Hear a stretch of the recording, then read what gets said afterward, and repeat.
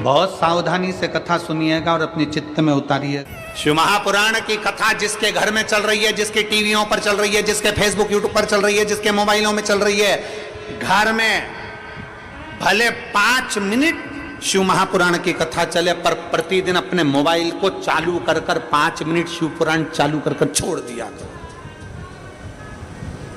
घर में टीवियों पर अगर कथा आए तो भले सुनो चाहे नहीं सुनो, 5-10 मिनट उस टीवी को चालू कर छोड़ा करो, जिससे वो शिव महापुराण के शब्द हमारे घर के वातावरण को शुद्ध करें।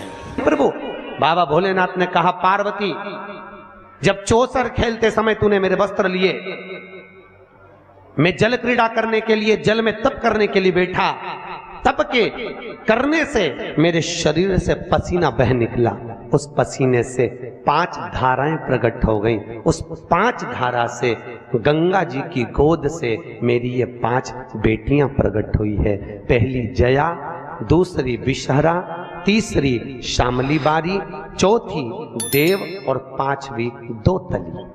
ये 5 कन्या शंकर जी की 5 बेटियां। उसी समय पर माता पार्वती ने गंगा जी के जल को हाथ में लेकर कहा, गंगा तू मेरी बहन है, मेरे गर्भ से तो संतान नहीं हुई, पर तूने मेरे बच्चों को पाला पोसा बड़ा किया, इसलिए तेरे घाट पर आने वाला व्यक्ति शंकर जी के साथ तेरा स्मरण करेगा और जो हर हर गंगे बोलेगा, गंगा उसको तेरे स्नान का पुण्य घर बैठे मिल जाएगा। हर हर गंगे बोलो जम के। केवल गंगा के साथ उसी दिन से हर हर शब्द जुड़ गया और जिंदगी हो गई आपकी बोलते बोलते। आपको अभी तक नहीं मालूम होगा कि हर हर गंगे क्यों बोलते। जीवन हो गया भैया। शिव महापुराण में एक एक संवाद है। चावल क्यों लगाना चाहिए, शिव जी को कंकु क्यों नहीं लगाया जाता, शंकर को कुंकू नहीं लगता, रोली नहीं लगती, क्योंकि भगवान शंकर जब एक बार बैठे थे तो एक भगत ने शिव जी का कुंकू अभिषेक कर दिया था। कुंकू अभिषेक करा, इतने में माता जगत जननी जगदम्बा उसी समय पर आ गई। पार्वती ने शंकर जी के ऊपर से रक्त की धार जब बहते हुए नीचे आई, भोलेनाथ जी के शरीर से रक्त बहता देखकर माता पार्वती को क्रोध आ गया। पार्वती ने उसी समय पर श्राप देना चाहा। शिव जी ने कहा, पार्वती उसने कुंकू अभिषेक करा है और तू श्राप दे रही है। पार्वती ने कहा, मैं जान नहीं पाई, पर भोलेनाथ आपसे वचन देती हूं कि आज के बाद आपके शरीर पर यह रक्त ना देखूं। इसलिए आज तक शंकर जी के शिवलिंग पर कभी कंकु नहीं चढ़ाया जाता, कुंकू नहीं चढ़ाया। शिव जी को चंदन चढ़ेगा, हल्दी चढ़ेगी, अष्टगंध चढ़ेगा, गुलाल चढ़ेगी, अबीर चढ़ेगा, पर कुंकू नहीं चढ़ेगा। शंकर को कुंकू नहीं। जैसे अधिक मास के महीने में, अभी जो अधिक मास आ रहा है ना, आपके लिए तो लाभदायक है, समझ लो ये कथा। अधिक मास के महीने में जैसे पहले दिन का अधिक मास होता है, ऐसे 5वां दिन का जो अधिक मास होता है, पंचमी तिथि का, पंचमी तिथि का अधिक मास, शास्त्र कहता है कि जिसके घर में संपदा की कमी हो, पैसा आ ही नहीं रहा हो, सब दूर उलझ गया हो, बहुत टेंशन चल रहा हो, 3 साल में एक बार अधिक मास आता है। अधिक मास की पंचमी तिथि के दिन गन्ने का रस, गन्ने का रस जानते हो, ईख का रस, गन्ने का रस तुलसी जी के क्यारे में हाथ में लेकर 7 बार अपना नाम और गोत्र बोलकर छोड़ दो। जिंदगी में 3 साल में तो करोड़पति बनकर बैठ जाओगे, कभी लक्ष्मी की कमी नहीं आ सकती। अगला अधिक मास आएगा तो तुम तैयारी में बैठे रहोगे कि फिर पंचमी तिथि आए, फिर मैं गन्ने का रस डाल।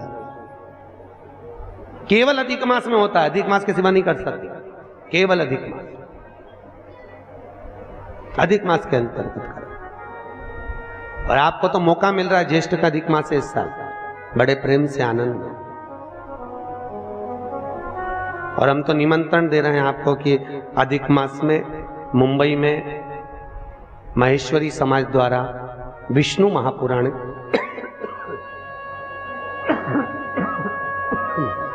विष्णु पुराण की कथा है और आप सब भी विष्णु महापुराण की कथा में पश्चिम मुंबई महेश्वरी भवन श्रवण करने पधार। विष्णु महापुराण। अधिक मास का महीना भगवान शिव के स्मरण का माह, ठाकुर जी के भजन का महीना, भगवान नारायण के लाड़ लड़ाने का महीना। खूब प्रेम से भजन करो, जितना भजन कर सकते हो उतना, और काउंट कर कर नहीं कि कितना भजन करा है। कई लोग हाथ में वो बटन दबाते रहते हैं, राम राम राम राम। काउंट नहीं करना है, कर लो जितना कर सकते हो। अधिक मास के महीने में जितना पुण्य कमा सकते हो कमाओ। भजन चित्त धरी। आज शिव महापुराण की कथा कहती है, माता पार्वती के सम्मुख में पांचों कन्याओं को देखकर गंगा जी के सम्मुख में जब बात प्रसिद्ध करी, तब माता पार्वती से शिव जी ने कहा, ये मेरी 5 बेटियां हैं। पार्वती जी ने पांचों को गले से लगाया। भगवान भोलेनाथ बोले, पार्वती, ये जल की तरंगों में प्रवाहित होने के कारण इनका शरीर सर्प की आकृति में रहेगा। सर्प की आकृति।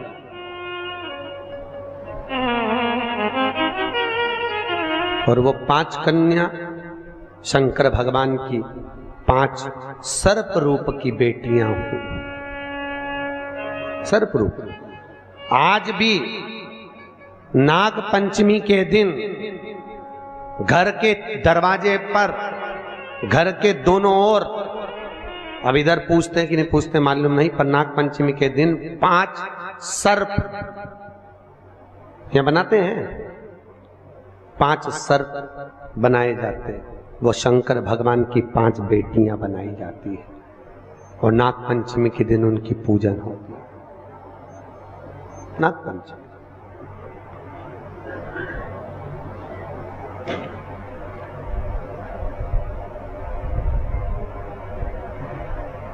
भगवान शिव की आराधना का केंद्र बिंदु है। भगवान शिव का सुखमूल स्थापित करने वाली है। भगवान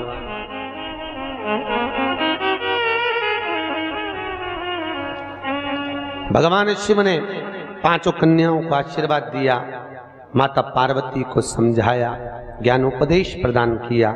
समय आया और आज भगवान शिव विराजमान थे और भगवान शंकर के नयन बंद करने पर शिव जी के नयन से बंद करते ही एक अश्रु निकला। उस आंसू से अंधकासुर का जन्म हो गया। और जैसे ही अंधकासुर जन्मा, माता पार्वती ने उस बालक को गोदी में ले लिया। पार्वती ने जैसी गोदी में लिया, ये मेरा पुत्र है। भगवान शिव बोले, पार्वती इसको उठाकर समुद्र में फेंक दे। पार्वती जी ने समुद्र में बालक को नहीं फेंका। महाराज, मैं इसको फेंकूंगी नहीं, आपके शरीर से प्रकट हुआ है, ये आपका पुत्र है। भगवान भोलेनाथ बोले, पार्वती मेरे नयन बंद करने पर अगर प्रकट हुआ है तो उसकी कोई तुलना, कोई मान्यता नहीं। फेंक दे इसको समुद्र में। पार्वती मैया ने नहीं फेंका। थोड़ा रिटर्न बढ़ाऊंगा। पार्वती मैया नहीं फेंकी। और जब माता पार्वती ने, बस ठीक है, पार्वती मैया जब नहीं फेंकी, शिवजी ने फिर कहा, पार्वती इस बालक को फेंक समुद्र में। पार्वती ने नहीं फेंका। ये आपका पुत्र है, मैं नहीं फेंकूंगी। बहुत समझाया, नहीं माना। शिव जी को क्रोध आया। तब माता पार्वती ने अंधकासुर को समुद्र में डाला। डालते ही उस बालक को हिरण्याक्ष ने पकड़ लिया। हिरण्याक्ष ने उसको पाल पोस कर बड़ा करा। हिरण्याक्ष को बड़ा करा।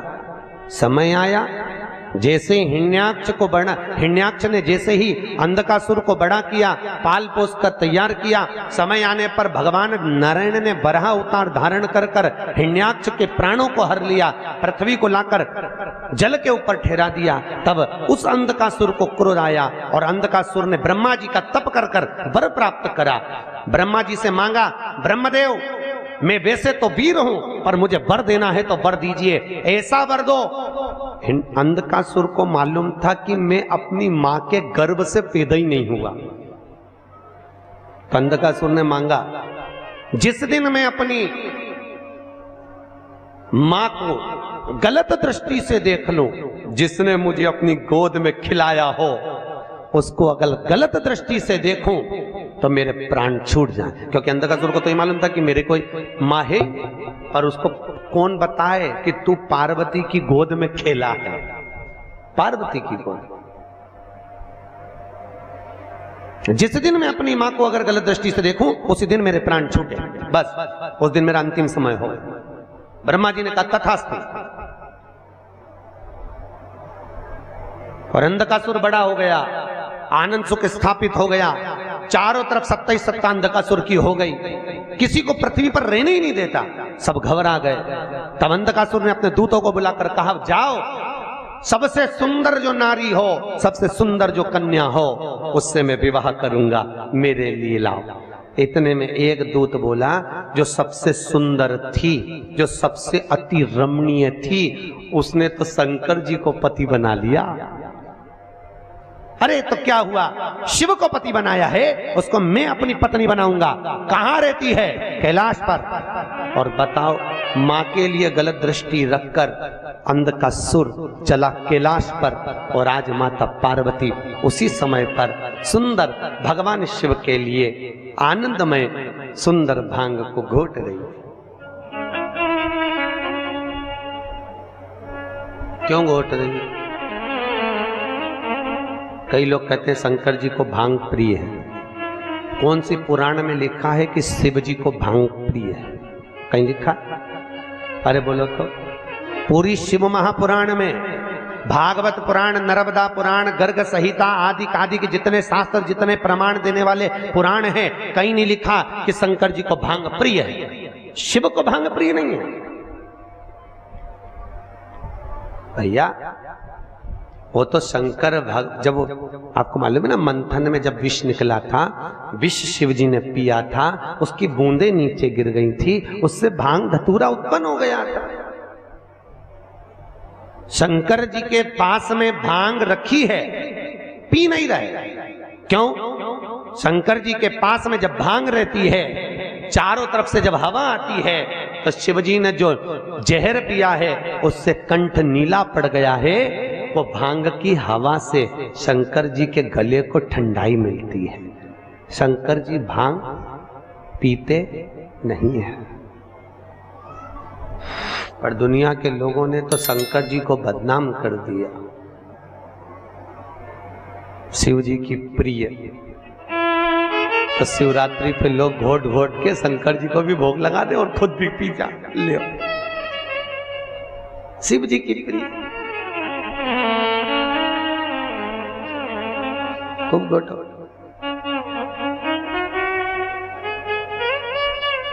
प्रियता ने समुद्र मंथन में अमृत किसके हिस्से में आया था? देवताओं। विष किसके हिस्से में आया?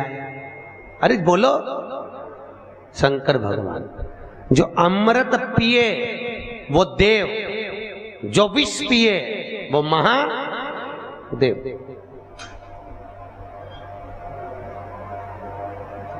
ताजी रोटी किसकी किस्मत में होती है?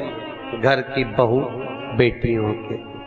ठंडी रोटी किसकी किस्मत में होती है? घर की डोकरी के, घर की वृद्ध की। क्यों?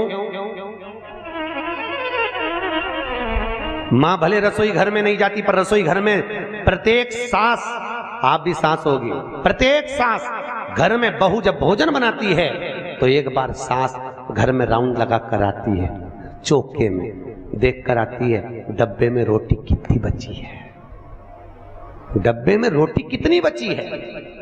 क्योंकि बहू अगर ज्यादा रोटी होगी तो उठाकर गाय को डाल देगी, तो जब सास जीमने बैठती है तो कहती है बेटा मुझे वो ठंडी रोटी ला दे। क्यों? सास को मालूम है ना बहू खाएगी, ना बेटा खाएगा, ना पति को खान दूंगी और ना कोई खाएगा, आखिरी में वो गाय के मुंह में चली जाएगी और इतनी रोटी बहू फेंकेगी, दिल मेरा दुखेगा। तो घर की बूढ़ी माँ कहती है मुझे ठंडी अच्छी लगेगी, कड़ी के साथ दाल के साथ मैं ठंडी रोटी खा लूंगी, ला दे दे।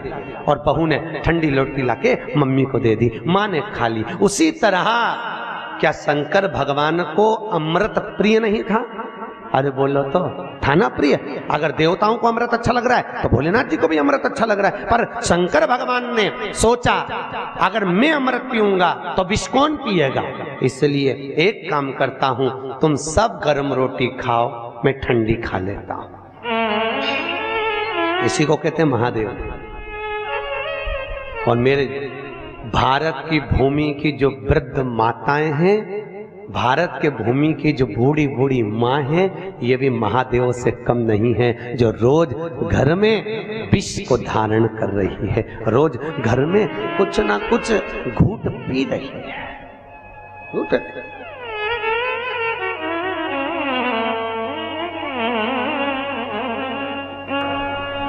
5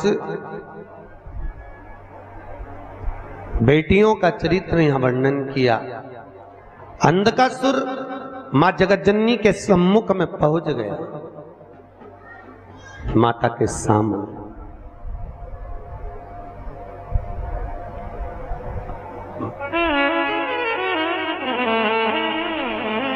सभी देवियों में सर्व सुंदर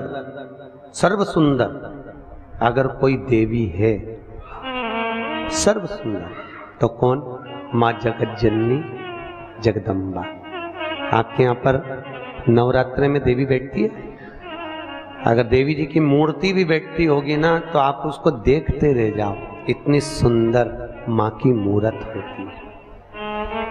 और तेरी प्रतिमा इतनी सुंदर, तू कितनी सुंदर हो। सोचो, माँ की मूर्त इतनी सुंदर है तो माँ कितनी सुंदर है, कितना सुंदर। जगदम्बा भवानी को देखा,